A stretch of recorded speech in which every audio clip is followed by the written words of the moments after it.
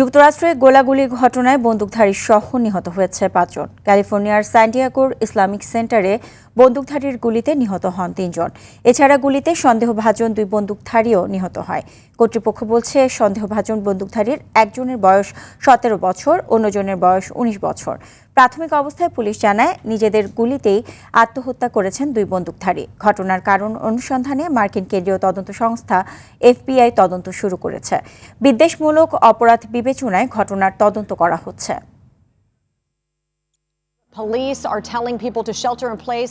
One of the deceased is a security guard that নিহতদের মধ্যে একজন এখানকার নিরাপত্তা কর্মী। সন্দেহভাজন ২ ব্যক্তি আত্মঘাতী গুলিতেই মারা গেছেন বলে মনে হচ্ছে।